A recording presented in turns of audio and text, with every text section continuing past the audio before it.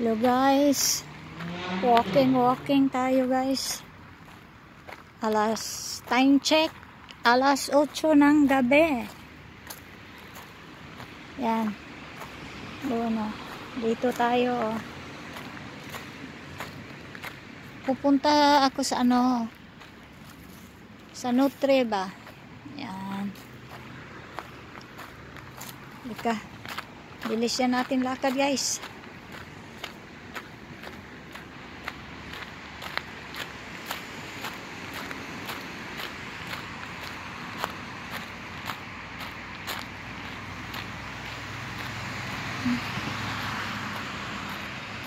September na kasi guys, ay yung nang bakasyon, umuwi na sila yung ibang kasi pasukan na, umpisa na ang mga pabrika, kaya marami ng tao sa syudad, hindi katulad nung 2 weeks ago, walang tao dito. Yan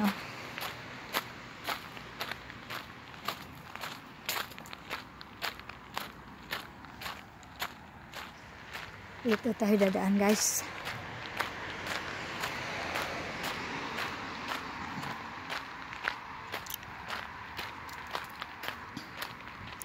May araw pa kasi hindi umuulan, maganda ang panahon. Pero kung hindi pa maganda ang panahon, walang araw na yan. Ganitong oras hindi na pwedeng maglakad dito. At saka peligro dito guys, mga park katulad yan maglakad takot ako maglakad dito ng halimbawa tanghaling tapat kasi walang mga tao hindi na peaceful ang aming country guys. Hindi ko lang explain kung bakit hindi na peaceful dito. Kailangan iwas sa mga ganyan ba, mga halimbawa gabi ay wala nang masyadong tao, tsaka yun, kahit nakasasakyan ka guys, tinuturuan nila ako na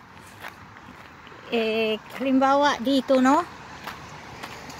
nasa loob ka ng sasakyan, bigla nilang tapunan ng egg ang harapan mo. Yung magtapon ng egg, nakahinto yun. Hinihintay ka. Isang egg lang. Diyan sa harapan, sa glass sa mirror ng sa glass talaga, sa harapan mo. Huwag mong pandarin ang tinuturuan nila ako. Kasi yan ang modus nila ngayon dito. Huwag mong paandarin ang tergikristalo ang tawag. Yung bang, ba yan sa English? Diba? Para malinis yung salamin ng harapan ng auto mo. Diba? Merong dalawang ganyan. Ano ba yun? Tergikristalo yan dito Huwag mong paandarin. Hayaan mo na lang yung itlog na biak. Yan. So guys.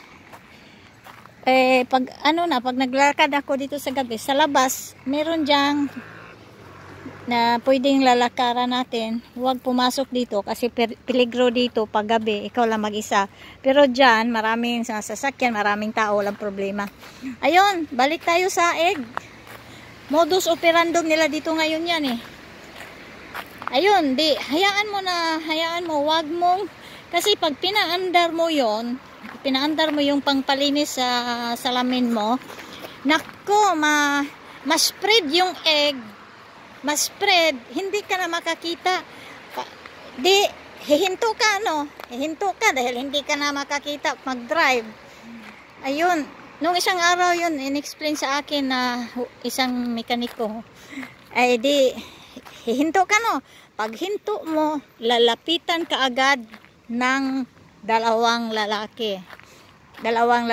Ang isa sa kabila nanakawin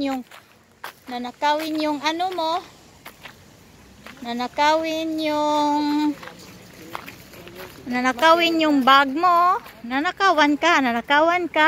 At saka yung isa naman, sabi-sabihin na, uy, kailangan mo ng tulong. Ganun-ganun, no? Ayun, dalawa sila eh. Yung isa, ninakaw na yung bag mo. At saka yung isa naman, ay, kailangan mo ng tulong. Tutulungan kita, lilinisan ng ganyan-ganyan. Ganyan. Kaya, kailangan, pag mangyari sa'yo, kasi nangyari na yan, kaya ini-explain nila kung para iwas, ano. Kaya, pag ganon, wag, hayaan mo lang kasi hindi naman ma-spread yung egg. Makakita ka pa naman kahit isang ano lang, isang bilog lang yung mano. Yan. Yan ang modus dito, guys. Tsaka meron pa isang modus dito kasi lagi yang mangyayari pag summer. Ay hindi, kahit hindi summer nangyayari din yan pag hindi summer. Meron ding isang modus sa ano, naka-auto ka, no? Tapos, ano, merong isang sasakyan, i-hitch na yung, ano mo, side mirror mo. I-hitch yung side mirror. Halimbawa, nasira yung kanya na, nakita mo na hitch, may marinig ka, no? Marinig mo. Tapos, i-block ka doon sa unahan, sabihin, ay, sinira mo yung ano ko, ganyan, no?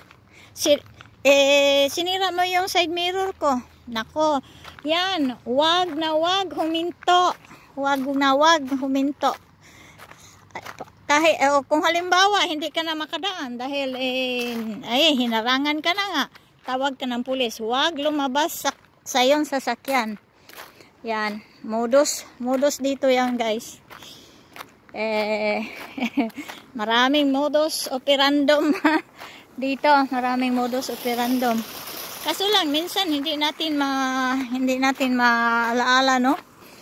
Ayan, pray na lang. Kaya iwas katulad ko na nag-iisa, no? Marami, kaya tinuturuan nila akong ganyan. Ito, saan ba tayo? Ito yung ano, makikita natin, ipakita ko, guys, ha. Ito, makikita natin tinanggal nila nito, ito. Diyan, ano yan, guys? Diyan ang lapagan ng helicopter ng bumbero, guys.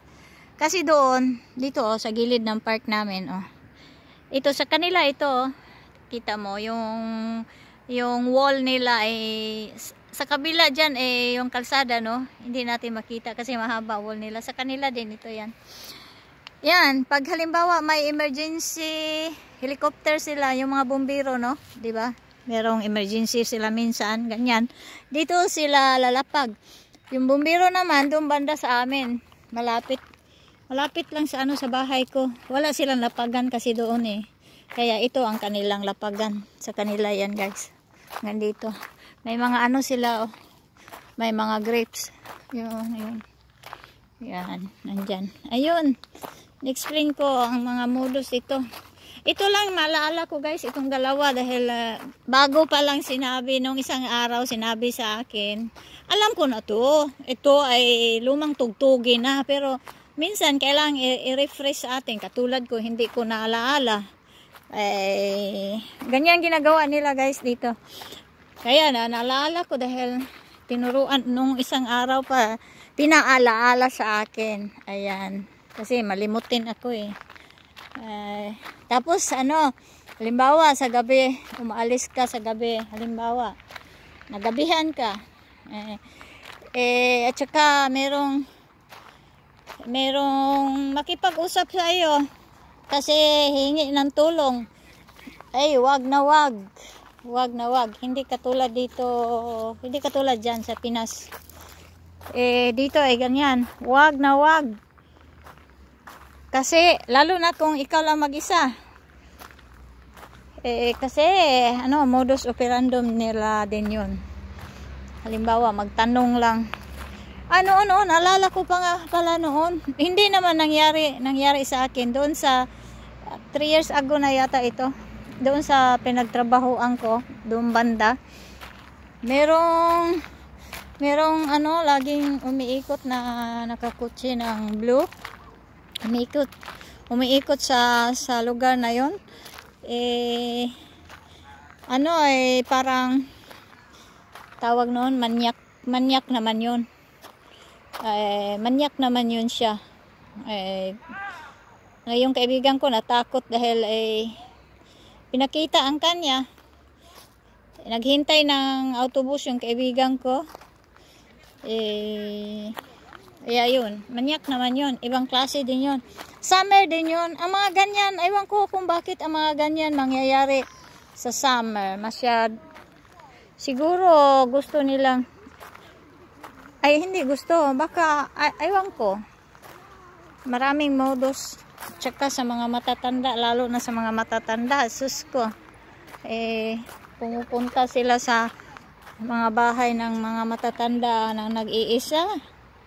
Ay, naku, inaano nila. Yung bang ninanakawan nila, yung ganun din ang style. Sabihin na, nakabihis silang maigi, no? Kami, taga hospital, parang ganyan. Marami silang katwiran. Ganyan. Ito, madalas mangyayari pag ganitong summer dito, guys. Ayan. O sige guys, hanggang dito na lang guys. Sinabi ko kung anong meron kami dito. Hindi ko sasabihin ang yung mga magaganda lang. Kasi baka akala kailangan ipapakita din ang bad side. Hindi lang mga good sides. 'Di ba? Baka kasi yun nga sinasabi ko sa mga video ko na kung hindi ka nakatira dito, hindi mo alam ang tunay na buhay dito. Ayan. Ayan. Sige guys, thanks for watching. Hanggang dito na lang. Medyo magabi na. Hindi na ako pupunta doon pala. Pupunta ako sa medyo gabi na Bye bye. Thanks for watching.